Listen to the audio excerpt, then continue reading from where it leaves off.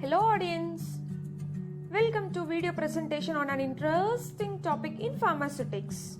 The name of the topic is Posology and Factors Affecting Posology. This video is presented by Anitha Bhuma and Hemanth Vikram. Contents we would cover in this video is Posology Definition, Factors Affecting Posology and MCQs related Posology. Posology is a combination of two words mainly derived from the Greek word.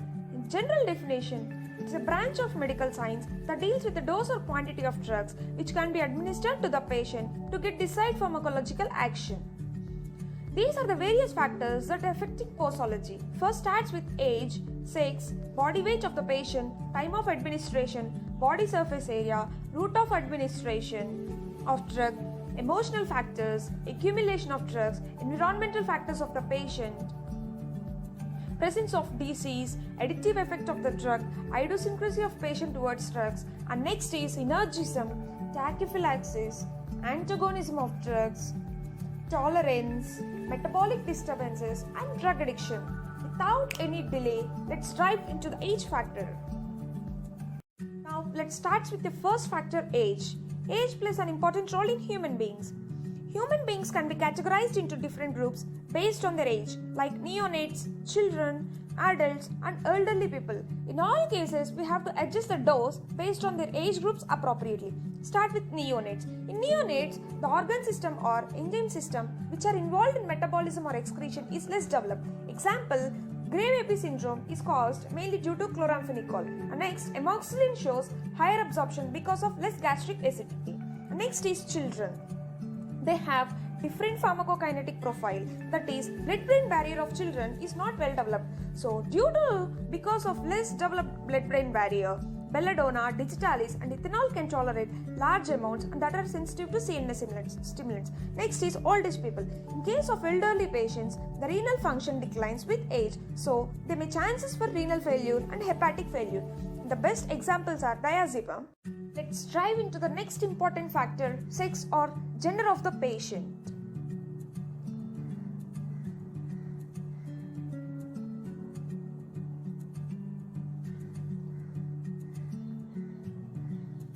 Women do not react to medicines in the same manner as males. Best example is, in females, barbiturates and morphine takes more time for sedation as compared to the males.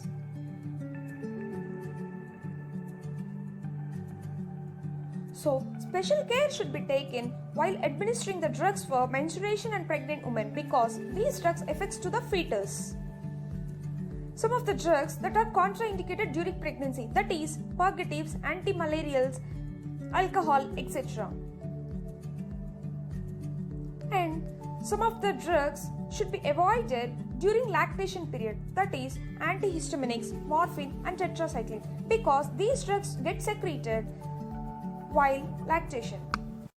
To the next factor, body weight of the patient. It mainly influences the concentration of a drug in the body, and we all know that an average adult dose is calculated for a person with 70 kg. Medication dose for the children should be determined based on their weight. The drug dosage will be too less for an obese patient compared to the dosage of an average body weight.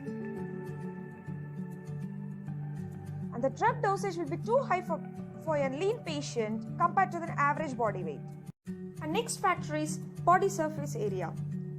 There is a close relationship between the body surface area and the physiological systems.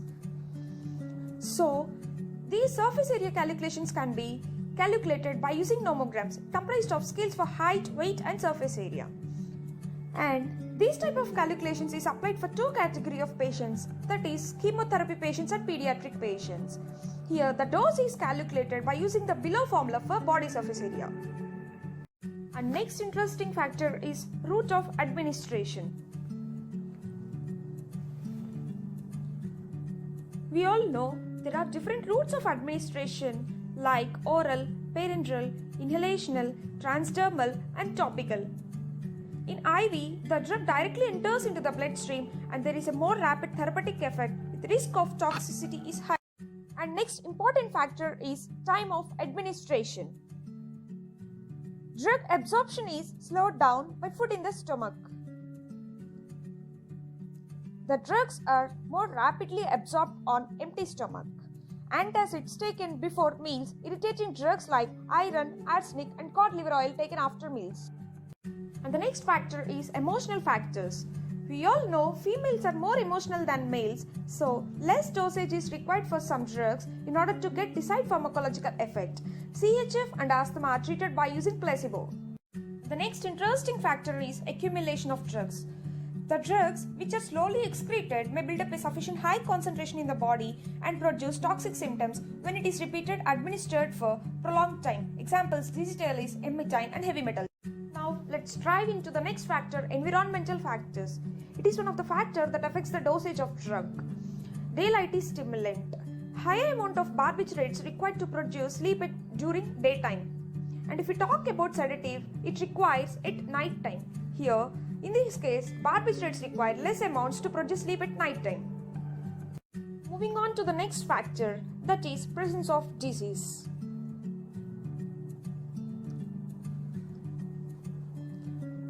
The best examples, barbiturates and chlorpromazine, may produce unusual prolonged effect in patients having liver cirrhosis. Our next example is streptomycin. And this drug is excreted mainly by kidney, may prove toxic for patients having kidney diseases. And the next factor is additive effect. We all know additive impact occurs when the combined pharmacological activity of two or more medicines is equal to the total of their separate actions. The best example is combination of ephedrine and aminophylline used for asthma. This factor is idiosyncrasy. The well-known word for idiosyncrasy is allergy. Untoward reactions to drugs that occur in a small fraction of patients and have no obvious relationship to dose or duration of therapy. Best examples are aspirin may induce gastrointestinal hemorrhage at modest doses. Penicillin react with sulfonamide can induce severe toxic effects in certain people. Now, moving on to the next factor, synergism of administered drugs in patients. When two or more medicines are used together, their effects are enhanced as a result. It is known as synergism. The best examples are procaine and adrenaline. A combination of procaine and adrenaline that extends procaine's effect.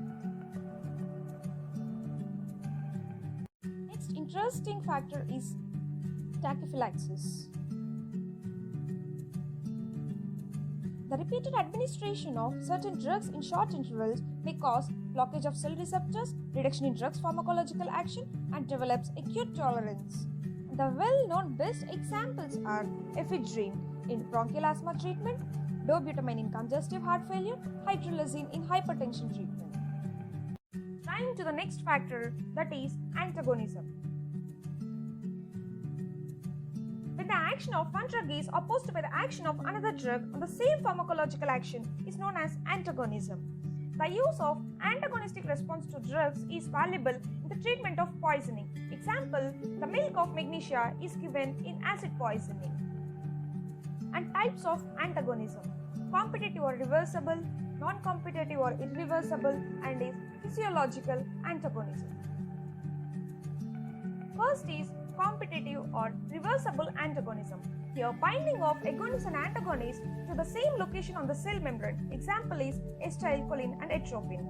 Next is non-competitive or irreversible. Here, antagonists inactivate receptors, preventing the formation of an effector complex with an agonist. Example, phenoxybenzoamine and adrenaline. And next is physiological antagonism. Two receptors are occupied by an agonist and an antagonist, but their actions are opposing. Example, adrenaline and histamine. The next important factor is tolerance of drugs. A well-known definition: when unusually large dose of drug is required to produce pharmacological action which could have been otherwise produced by the normal dose is known as tachyphylaxis. And best examples are smokers can tolerate nicotine, antihistamines and narcotics. And the next next factor is metabolic disturbances. It is possible that effect of medicines may alter the changes in water electrolyte balance, acid-base balance, and body temperature. Best example, salicylates. That doesn't act like the antipyretic properties, but it reduces the body temperature if individual body temperature is. Moving on to the last and interesting factor, drug dependence or addiction. There are two types of drug dependence, that is physical dependence and physiological dependence. And first is physical dependence. Examples are T. Nicotine. Rely on drugs in order to function. Withdrawal syndrome can occur in physical dependence. And next is physiological dependence. Examples are LSD, marijuana, opiates. It is also known as behavioral dependency. So, high rate of drug use mainly cause craving for the drug and tendency to relapse after stopping use, related to drug reinforcing. Finally, now it's time for questions on posology. Without any delay, let's start with the first question. Which drug causes gray baby syndrome in newborns? And the options are option A, amoxicillin, B, chloramphenicol, C, diazepam, and D, morphine. And note your answers. The second question is, which route of administration produces the pseudotolerant? The options are A, oral, B, IV, C, IM, and D, none of the above.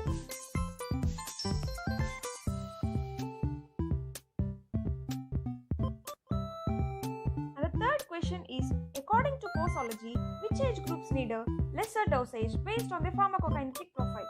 The options are A, from children and adults, B, adult and old age people, C, children and old age people, D, children, old age people, and adults.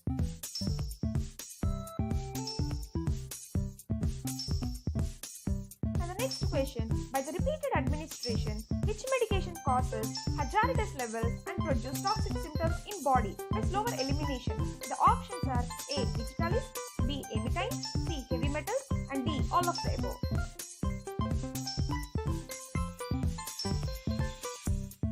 Next question is, when two or more drugs administered together is equivalent to the sum of their individual pharmacological action, it is known as options A, additive effect, B, idiosyncrasy, C, synergism, and D, antagonism.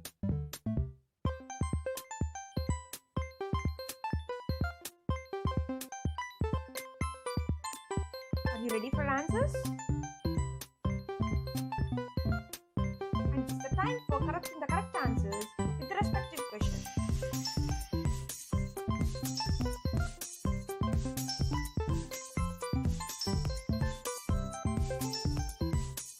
On to the sixth question. By using which drugs patients with liver cirrhosis can experience a long-lasting effect? The options are A, streptomycin, B, barbiturates and chlorpromazine, C, ephedrine and aminophylline, D, sedative and hypnotics.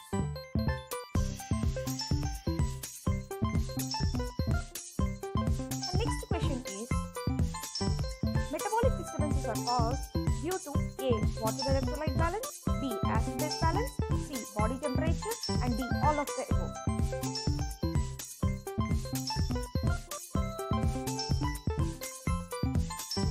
And eighth question is, which injectable route acts most rapidly? Options are A, intravenous, B, intramuscular, C, intradermal, and D, subcutaneous.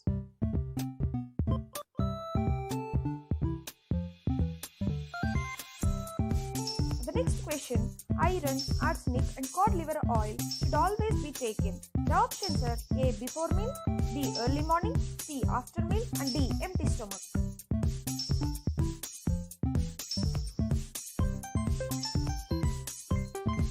The final question, last but not least, binding of antagonist to the same site as the agonist is known as A, competitive or reversible antagonism, B, non-competitive or irreversible, C, physiological antagonism, and D, none of the above.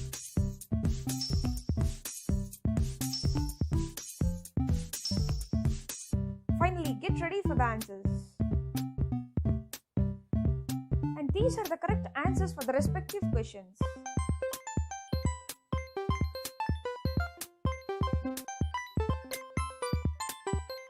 We hope you liked this video. Thank you.